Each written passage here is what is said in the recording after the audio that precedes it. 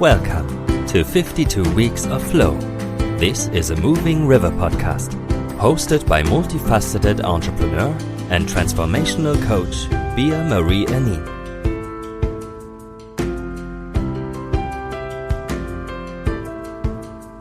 In this podcast, we want to help you discover the concept of flow and show you ways to get into flow and how you can keep your life flowy. Hello, hello, hello, and welcome to 52 Weeks of Flow, where we talk about all aspects of flow in our lives, how to create it, how to maintain it, and how to access it whenever we want. If you like to support the show and learn more about what we do at Moving River, you can check out our website www.movingriver.com or check out www.superwoman.coach for our Superwoman training and circle. You can also find us on Instagram at moving_river, or you can find us here, right now. How convenient, right?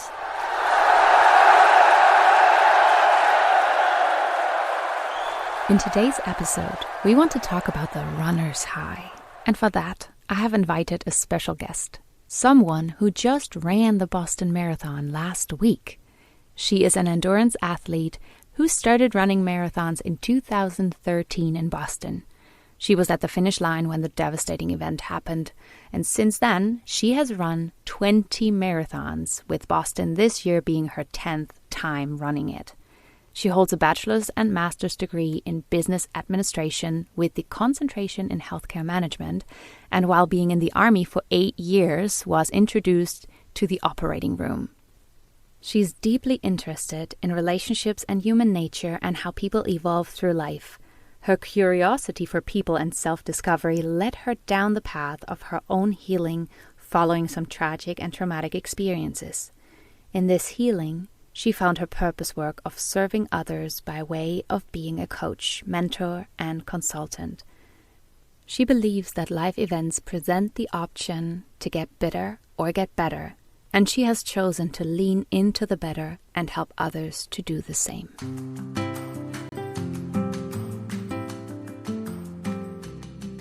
All right. And here she is, Hazel Boyed.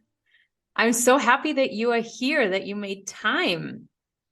It's a pleasure to be here. It's an honor, truly. So, you just ran your 20th marathon. I did.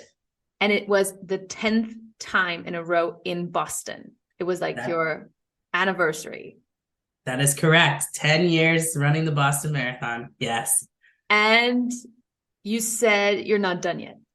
I'm not done. No, I have other aspirations. I'm going to run the World Majors, which is, so I've done Chicago, I've done Boston, I'm doing Berlin in September, hoping to do London next year, and then New York City next year as well. And then the last on the list will be Tokyo, and I will have completed that goal. So I'm pretty excited about that. Wow. What drives you to do that? Because there are a lot of people who like to run, who like to jog, but to run a marathon takes like so much determination. And running as many marathons as you did, and now also doing the World Majors, like, what drives you? Honestly, for me, it's about the experience. Running Boston has been about kind of conquering some demons that I have. I was at the finish line working for Power Bar in 2013. And obviously, I'm sure you're aware, there was a significant event there with the bombings in 2013. So I started running Boston to kind of reclaim the finish line and what it meant for me. And to be able to give back. I run for charity. I'm not a fast runner, but I'm determined, and I wanted to really just kind of give back while I went through this healing process. And so that's what inspired me to keep running Boston over and over again. The marathon is one of those races that just tells you a lot about yourself. You learn a lot about yourself through the training, through the actual day on the course. And, I'm just not done learning about myself and seeing what I can push myself to the limits to do. So some of it's about my own personal, fortitude and confidence and growth. And then I just love running. So it's kind of a mixed bag there. All right. So you have to love running to do that. So here on 52 Weeks of Flow, we talk about flow all day long, basically. And what flow also is called the runner's high. Can you describe your runner's high, especially, like maybe this year, because it's only, it's been a week. So. Right. Yeah, no, so I ran on Monday, and honestly, the runner's high is something different for everybody. Some people get it really early on. Some people, it takes a while. The Boston Marathon is an incredible experience. There's just so many people. And because this was my 10th one, and I've been saying all along, this is my retirement year for Boston, because Boston is not an easy course. Let me tell you what. There are definitely moments where you're challenged and tested to the limits. And I wanted to go out there and just enjoy it and be in the moment. And so, the runner's high for me was just appreciating all of the beautiful energy that was on the course, the spectators, people, perfect strangers that knew nothing about me, don't know who I am, don't know my story, just being out there and celebrating all of these runners. And if you want to talk about the power of the human spirit, go watch a marathon. Literally, if you go watch a marathon, you will see just this significant amount of like humanity packed into 26.2 miles, and people are cheering and they're remembering your name and they're rooting for you. And when you have those moments where maybe you feel like, oh my gosh, another hill, or geez, my feet hurt or my knees hurt or whatever, you just get carried. I mean, I would love to say that for me, when I'm on that course and people are there cheering me on that don't even know me, you get wings. I mean, that's the best way to say it. They carry you. It's the beautiful flow. So I do get a runner's high. Anybody that's running a marathon with me, I'm the crazy lady that's singing as I'm running. I sing the song. If the song is a good vibe, man, I'm singing it out loud and I'm, pumping up the people around me.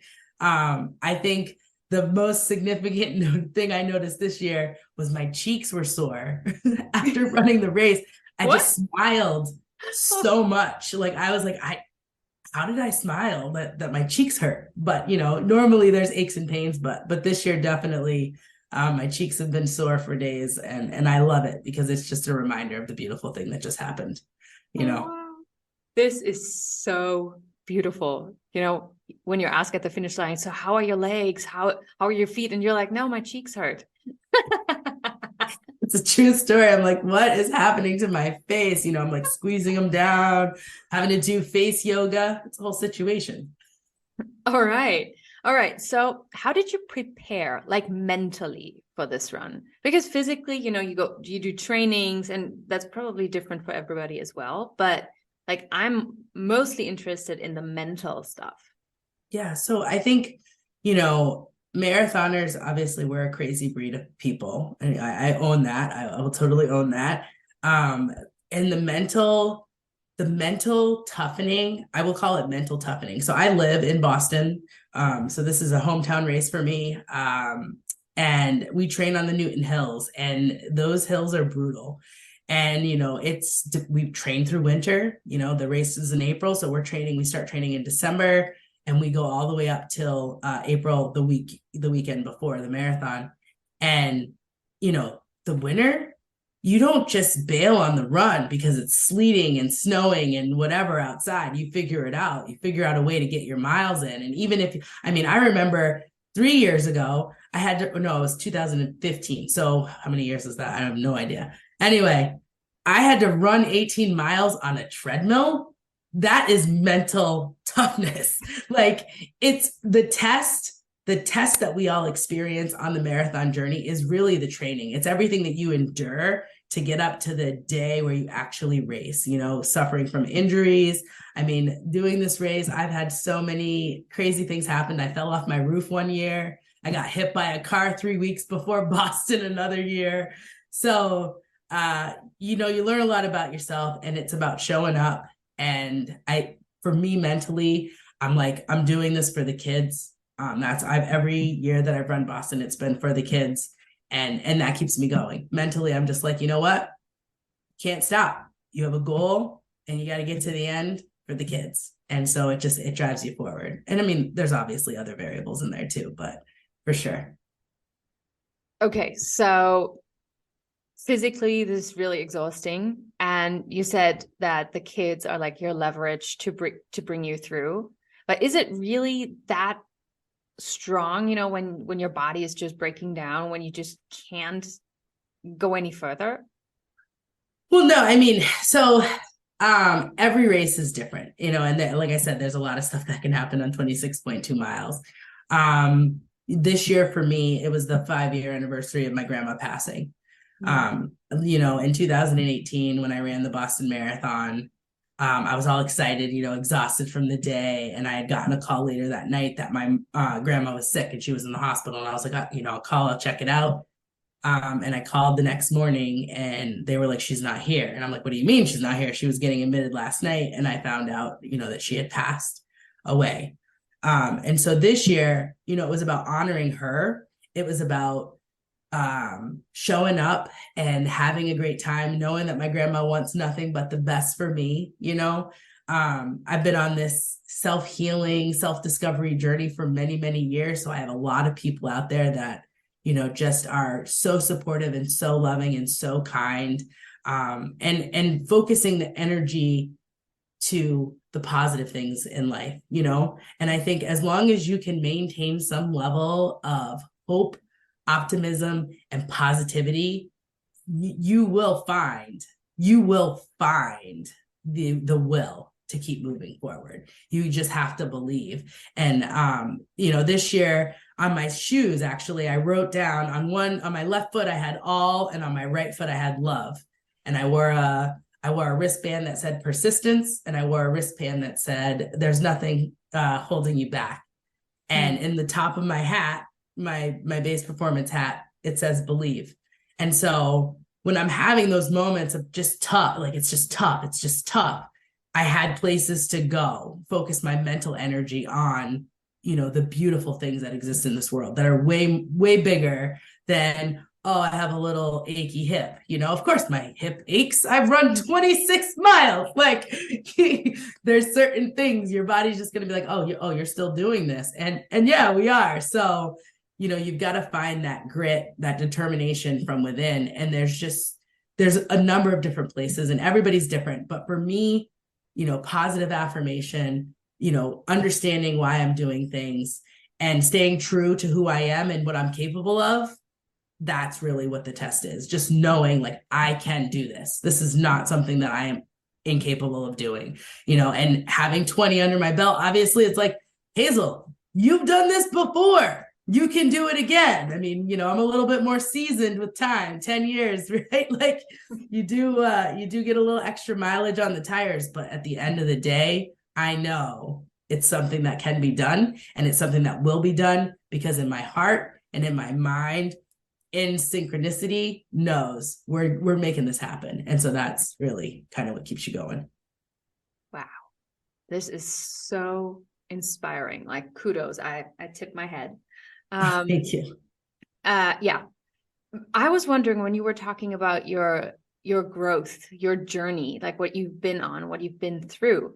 Do you remember who you were like 10 years ago? I was different. It's funny, I look back and I think about how different I am. There are defining moments in life, and I've had so many, way too much practice, I would think.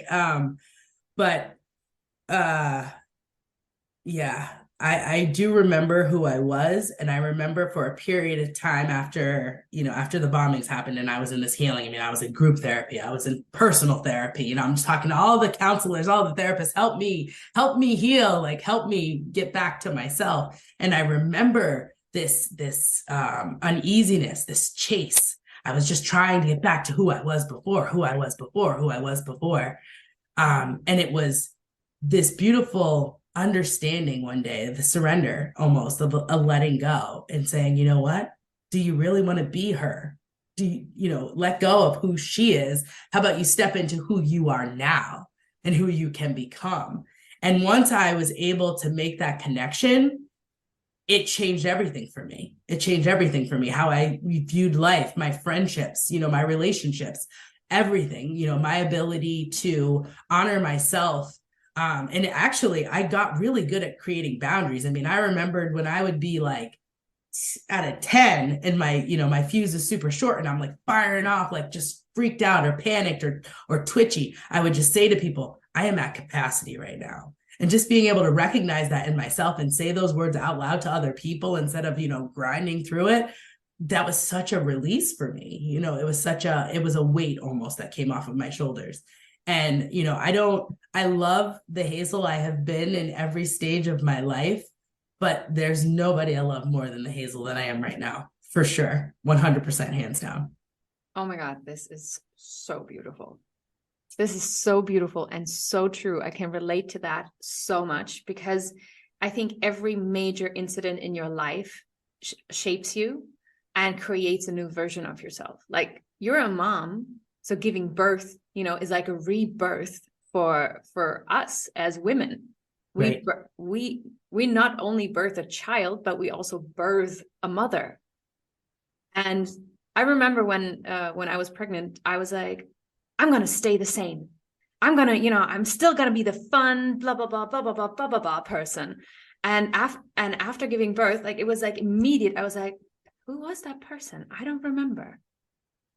And with a lot of my friends and everybody was like, oh my God, I wish I could go back. It was, I don't want it, blah, blah, blah, blah, blah. And at some point is this acceptance, what you said, the surrender and the love for the person that you are right now in this moment. So thank you so much for bringing this up. This is such an important topic. Yeah, no problem. And it's funny because you say that, and my daughter's 20. So when she moved out of the house, it's like another rebirth, so just you wait, Bea, just you wait. Because I'm telling you, like, I remember being very lost before I had my daughter. I couldn't figure out, what my purpose was. Like, I just was like, I don't know why I'm here. Like, I can't be here to party all the time. I can't be here to dance. Like, there's got to be something bigger for me. And I was like, I was so lost. I couldn't figure out what it was. And then I had my daughter and I was like, this is my reason for living. Wow. Okay. I was put on this earth to create this remarkable human.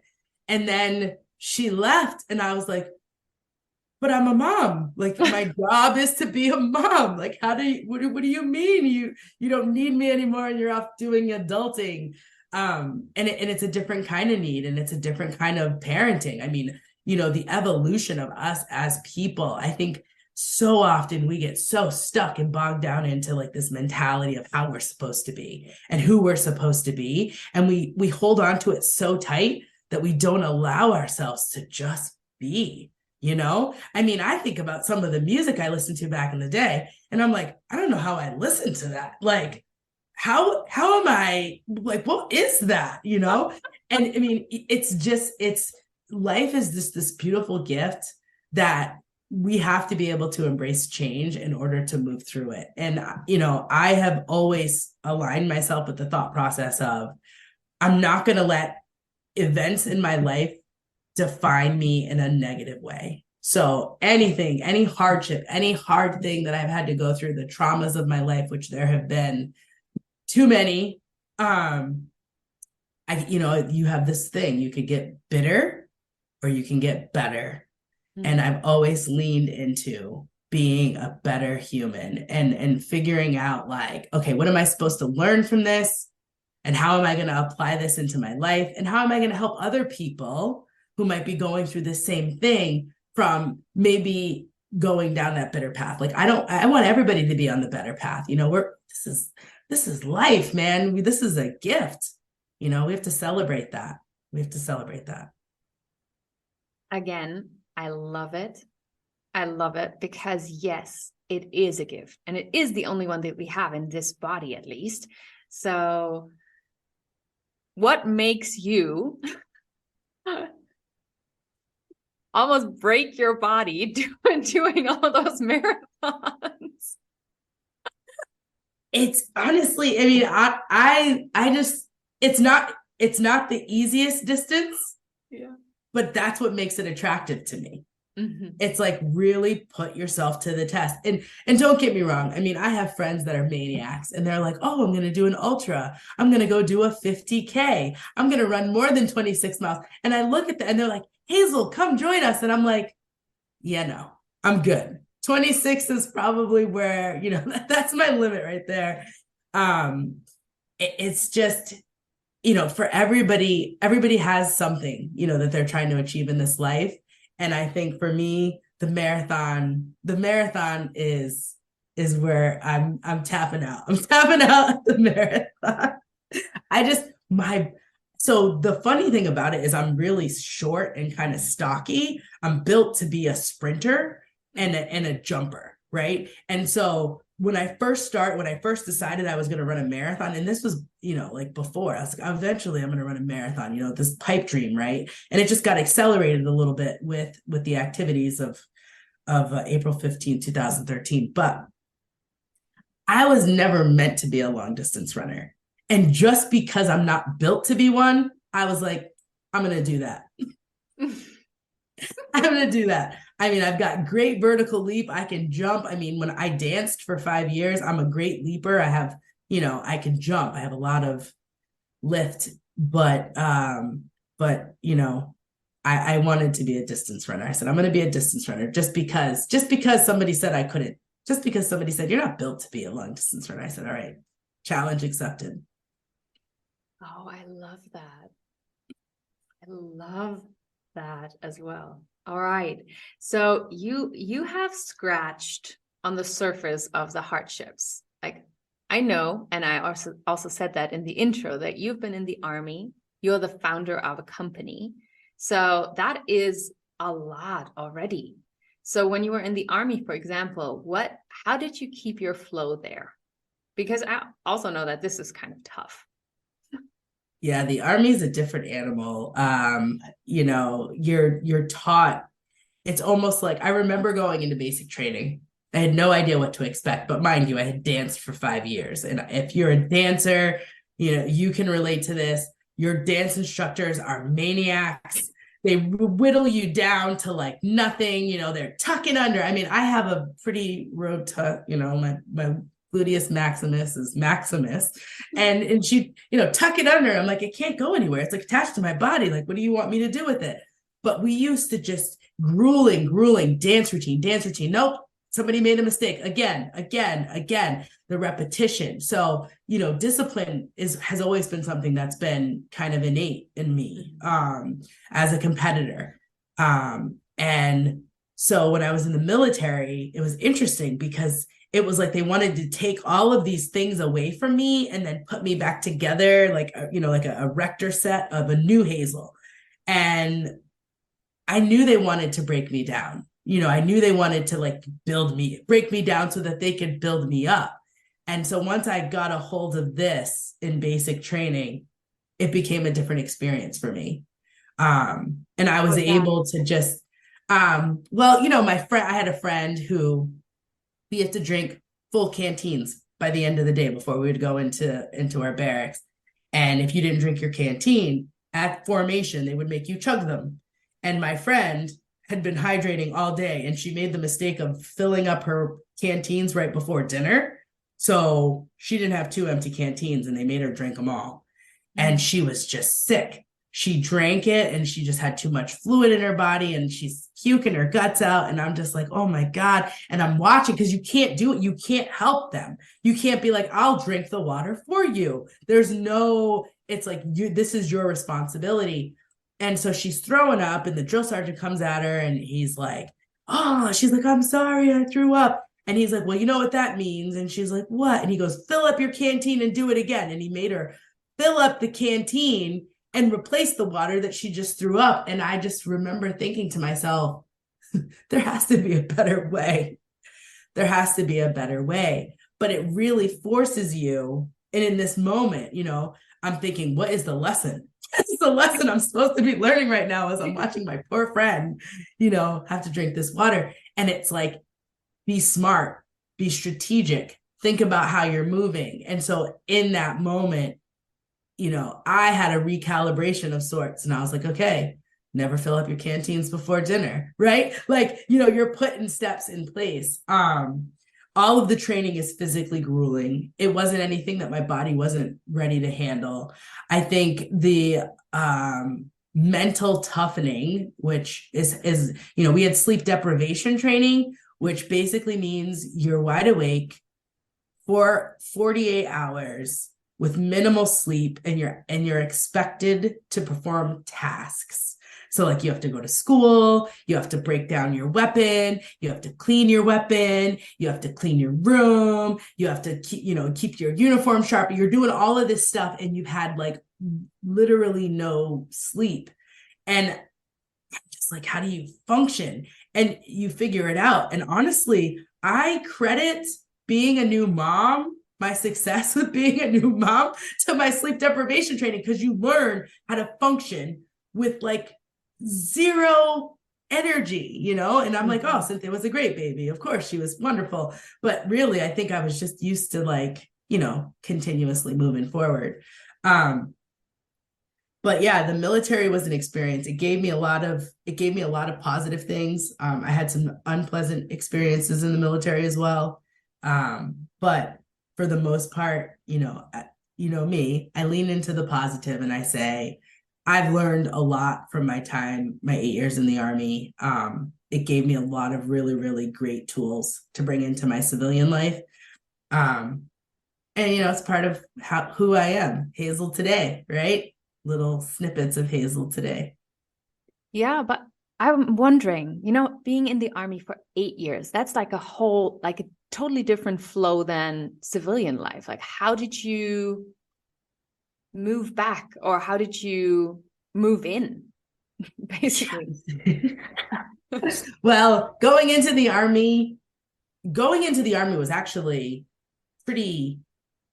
Once I hit the, okay, Hazel, you've been through worse. This is just 8 weeks of your life. And knowing that there was a terminal point for that basic training, like they can only torture you for so long. There's only so much torture that can happen before you're ready for your next thing. And then it's a job. I mean, in the Army, like when you're not deployed and you're not going to a war, you're doing a job every day. So I learned how to be an operating room technician, which was fabulous. You know, I get to do surgeries on people. Doctor says scalpel, I'm handing it to them, you know, cutting sutures, retracting. I mean, it was a lot of really, really rewarding work. And it was great because it's like instant gratification. You know, you work in healthcare. I work in healthcare still.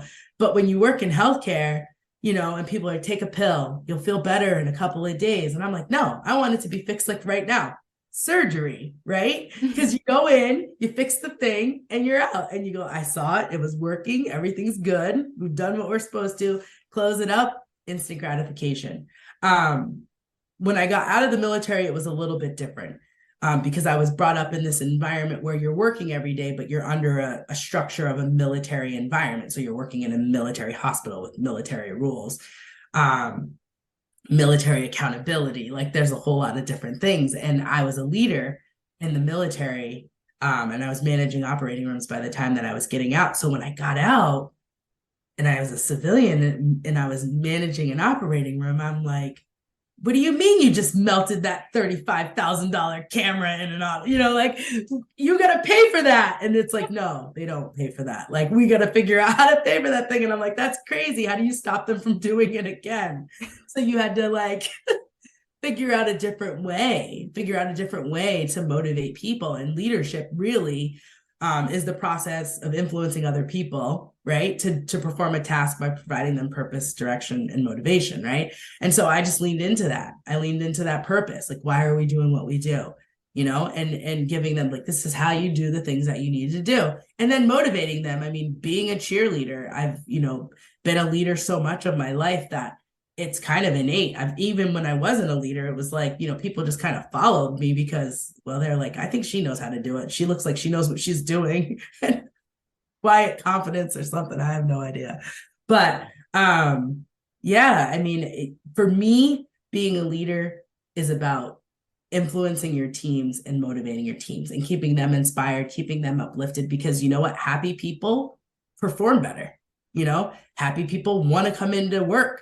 Happy people try to help other people, you know, and it's like, you could be a miserable, trust me, I've had some employees that have worked for me that have been miserable human beings, but they can't help but be happy around us because we're all just happy. We're all like just doing the things, you know, and we're making it fun.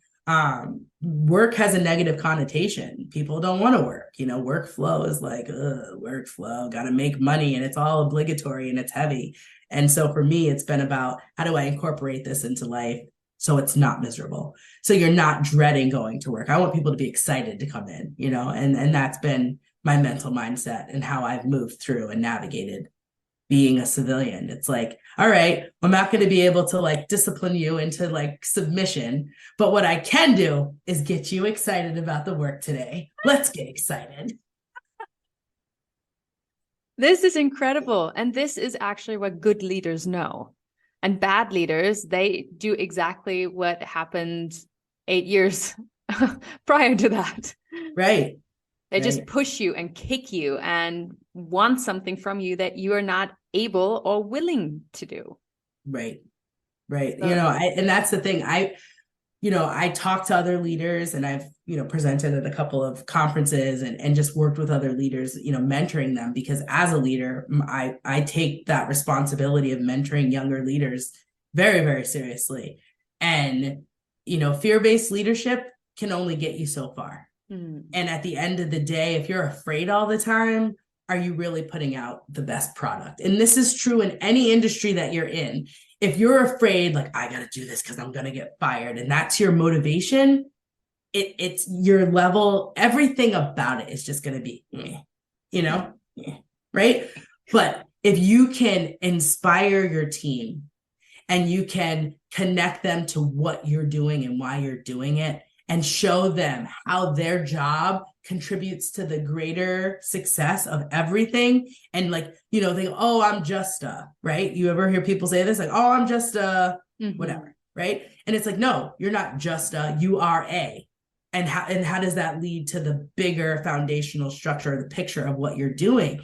And you get them to be motivated and committed to, like, you're right, I am, boost that, like, get that, chest lifted, that, like, yeah, I am doing something. I do make a difference. I do matter. When people recognize that they matter and that they have an impact on something bigger, it inspires them. It motivates them to be better and to do better, because they know, what if I misstep, what does that mean for something else? And you have to be able to connect those two. And that, for me, inspired leadership is always the best way to go, because people, they just resonate. They resonate better with what they're doing. And it always leads to higher output in every way, I think.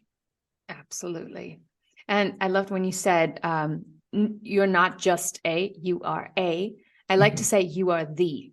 Right. Because even if there are 10, 20 accountants sitting right next to each other, they're not the same, because each one brings a different, like, their personalities, they're different. What they bring to the table is different. Yes, their education might have been the same, but still what they do and how they do it is completely different.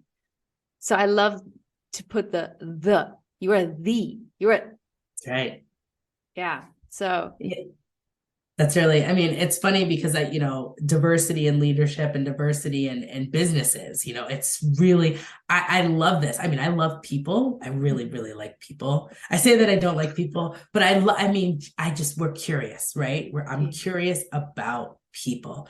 And it's like, you can have 5 people in the same room watching the same exact thing, and they're going to get 5 different things out of it. And some of it might overlap, but some of it might be different. And it's like that lens, the tweak of that lens and understanding, like, they're seeing this a little differently than me, and having them all in a room, and then they go, oh, well, what do we do this? The creativity that comes from a diverse team it's magical, because people get creative and they go, how do I solve this problem? How would you solve this problem? And then everybody starts thinking about it differently, and you have like 7 opportunities, right? As opposed to just like, we're going to do it this way, and this is the way it's going to be because that's what I said.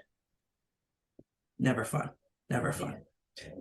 So let's jump back to the marathon, because, as a leader, as an inspired leader, I'm wondering how your physical fitness influences your leadership?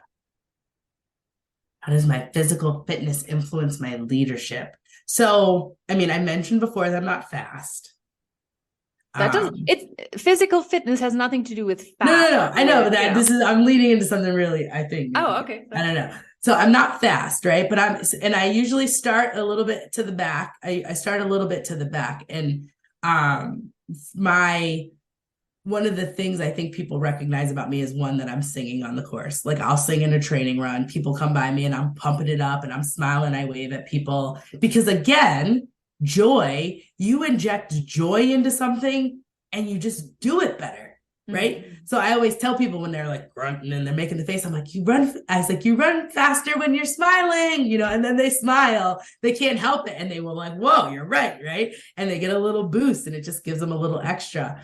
I don't think people, when people see me and, they go, wow, she's moving and she's committed, but it's more about the energy. It's more about my energy, I think. And my physical fitness, I feel like is a detail, I think it's a detail in the grander scheme of things, because most of the things that inspire other people about me, I think, is just, the positivity that I bring and that energy that I kind of move through. And the energy maybe comes from my physical fitness. Yeah, I was going to say, because there are, we were talking about good leadership and bad leadership. And what I noticed, like one indicator for bad leadership is, when people are not physically fit. When the body is lazy, when everything is slacking, when they're not present in their body. Right. And so when leaders are fit, when they are conscious about their body, they're better leaders because they're present. They're present with themselves and they're present with the people around them. And you certainly are so present, cheering everybody on, having a 26-mile fight, but you're like, yes, let's do this, and cheering others on. I mean, this is amazing. I think, and I think the biggest thing for me, and probably within the last 2 years, I would say, is having the presence of body, but understanding that I'm worthy of a healthy body. I deserve a healthy body. I deserve a vessel that's going to support however many years I am on this earth. And so for me, it's loving myself, right? It's about giving back to myself and saying, you know what? I mean, and that doesn't mean, listen, I love ice cream. I love ice cream. I love cookies. It doesn't mean that I'm depriving myself of something. It just means that I'm making sure that I'm taking care of myself. And that love that I pour into myself gives me the ability to pour that love into other people, right? Because realistically, if you think of it like a cup, that's, there's only a finite amount of water that can go inside this cup. And then everything else is just going to spill over. And that's kind of how I see myself and my love for myself. I pour that love into myself and then, oh, shoot, it's spilling all over the cup. And it just goes, it just flows out into everything else that I touch. And I am, because I love myself and I know that I'm worthy of loving myself and I deserve to love myself the most. I deserve to love myself the most out of anybody in this world. Yes, because self-love is not an option. It is mandatory. That's right. Yes. That is right. And because you mentioned ice cream, I have to ask, if you could describe yourself as a flavor, what flavor would you be? All right. So I don't even know if you're going to get this reference. We have Ben and Jerry's here. We do too. All right. So I think I'm everything but the. They have an ice cream flavor called Everything But The, and it is a hodgepodge of all of the things. It's got cookie dough. It's got Heath bar. It's got 2 different flavored kinds of ice cream. It's a kaleidoscope of fun. And I consider myself a kaleidoscope of fun. So that's I'm going to go with that flavor. And that is the perfect ending. Thank you so much for being game and coming on and talking to me about leadership, about your marathon experience, about your army experience. I didn't know we would go there, but thank you so, so much. Oh, it's been a pleasure. Thank you for having me. Thank you for having me. And that's it. That's it for today. That's our show. Thank you for tuning in and staying with us. If you have any questions or suggestions, please feel free and reach out either through Instagram at moving_river or via email bea@superwoman.coach. If you like what you heard, then come back next week when we dive into the topic of somatics and flow. Subscribe to our channel and write us a cool review. I'm grateful for you. Keep shining, keep learning, keep growing, keep flowing.